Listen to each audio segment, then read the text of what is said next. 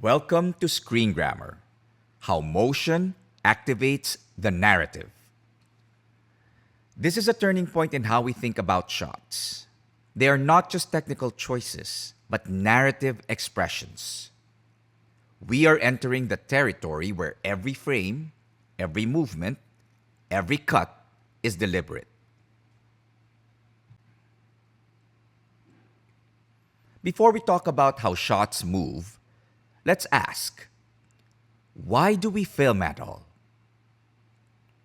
Whether you're making a documentary, a commercial, a music video, or a narrative short, your goal is always to communicate. We film to inform, educate, entertain, or advocate. But regardless of genre or format, every shot you choose must express something. It must carry intention. And that intention is carried through motion, the movement of the subject, the camera, and the edit. Shots are the building blocks of any audio-visual story. They're the smallest units of meaning that we shape, frame, and deliver.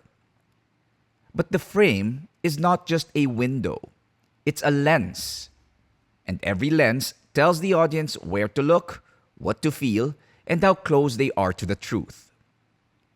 When we regroup these shot sizes into clusters, we begin to see their narrative function more clearly. Wide shots are your compass. They orient the viewer, not just in space but also in story. Whether it's a long shot, wide shot, full shot, extreme wide, very long, establishing shot, crane, panoramic, environmental shot, or overhead wide, these variations of terms all serve the same expressive function. Orientation. They establish geography, scale, and context. They show us where we are and how the subject exists within that space. Is the character dwarfed by their surroundings? Is the environment hostile, comforting, vast, or intimate? This is the first anchor in our framework. Location. But it's not just about where. It's about how space becomes meaning. It answers, where are we? And more importantly, how does the subject engage with their environment? Medium shots are where the story begins to move. They bring us closer, not just physically, but narratively. In a medium shot, medium full shot, wide medium shot, or even medium close-up, we see the subject in action. These shots are about progression. We witness interactions, gestures, and decisions. They answer the question, what's happening? They show us how the subject engages, not just with space, but with people, objects, and events. This is where narrative unfolds. And this is the second anchor in our framework. Action.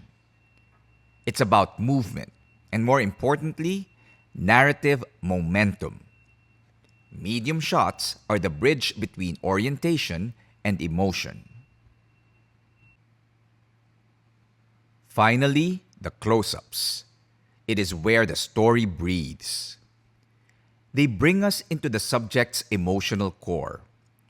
Whether it's a close-up, extreme close-up, or a medium close-up, used with emotional intent, these shots are about connection. It happens through the tremble of a lip, the flicker of an eye, the breath before a word. Details that feel intimate. They answer or make us ask the question, what does it mean? They collapse distance. They show us how the subject feels, not just externally, but internally. This is the third anchor in our framework. Emotion. Close-ups reveal vulnerability, intensity, and transformation.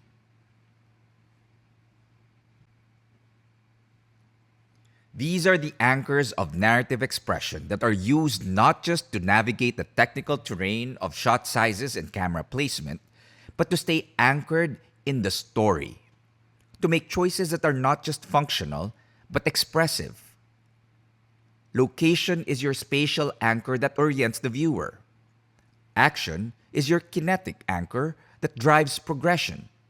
And emotion is your psychological anchor that creates connection. This triad of ION is a creative shorthand, the foundation of screen grammar. It's a framework that helps you stay intentional and tied to the narrative function, to make every shot a sentence, and every sentence a story. But cinema doesn't live in sentences alone. Motion is what brings them to life. Pero wala na yung speed at 250-watt bulb. At ayan, marami kaming software na kwan. Hindi namin sunugin ang mga bahay, patayin mga animal, o sirain yung mga rice field. May boundary dispute din. At water right. Motion is what activates all three anchors. It's how orientation becomes a journey, how progression builds tension, how emotion transforms into experience. The subject moves, the camera moves, and the edit moves. And through that movement, meaning is always created. This is what makes cinema the art form that it is.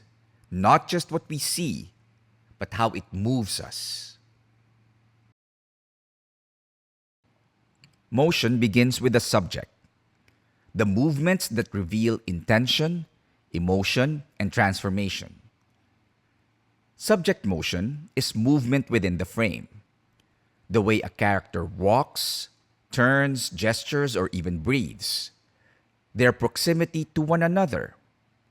Their physical behavior towards other people, objects, and the very space that they are occupying. It's how the character expresses without words.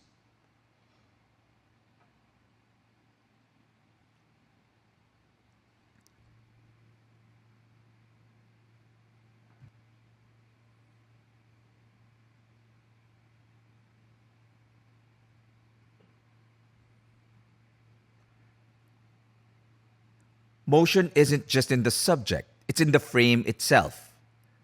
When the camera moves, it guides the viewer's attention.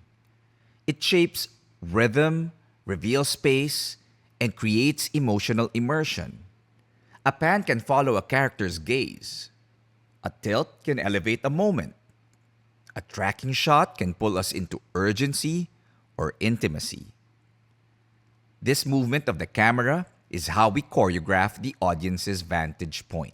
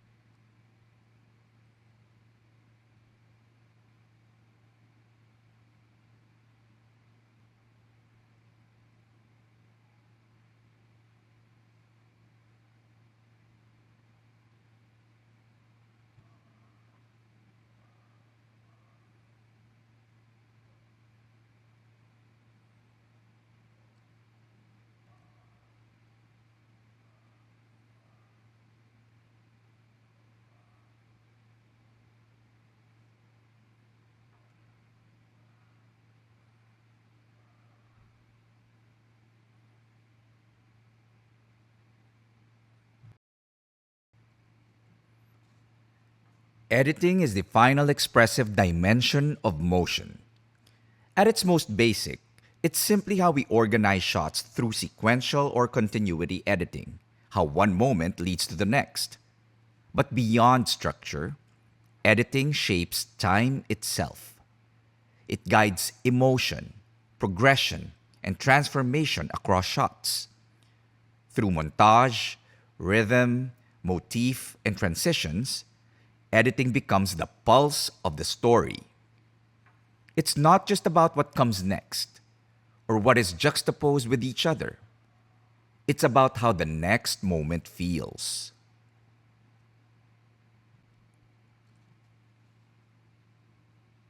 Montage isn't just a sequence, it's a feeling. It piles up impressions, builds tension, or releases emotion. Rhythm controls how fast we feel, how long we linger, and when we're ready to move on. Transitions, cuts, dissolves, fades, they aren't just technical choices. They're emotional punctuation. A cut jolts us forward, placing one image directly against another. A dissolve lets one image linger as the next emerges, blurring time, softening impact. A fade holds the final frame in memory, clearing space before the next begins. Each choice carries emotional weight. None of it is ever arbitrary. Let's look at the following MMK sequences that show how editing movement activates our anchors. Each clip uses montage, rhythm, or transitions to sculpt time and emotion. Notice how the edit doesn't just move the story forward, it deepens what we feel.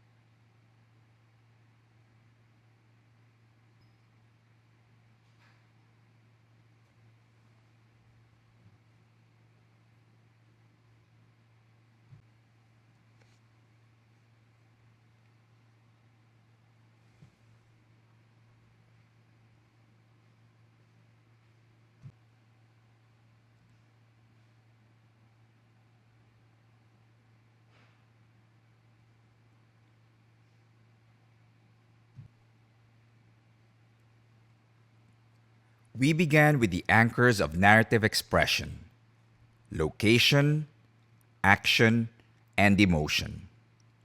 These anchors help us understand what the shot expresses, where we are, what's happening, and how it feels. But it's motion that activates those anchors. Through the movement of the subject, the camera, and the edit, we enter the dimensions of cinematic expression. These dimensions, physical, perspectival, and temporal, are how meaning travels. But remember, motion doesn't just support narrative, it structures it. It's not an accessory to grammar, it's what gives grammar its expressive force. This is how we move through story, not just by what we show, but by how we move through it.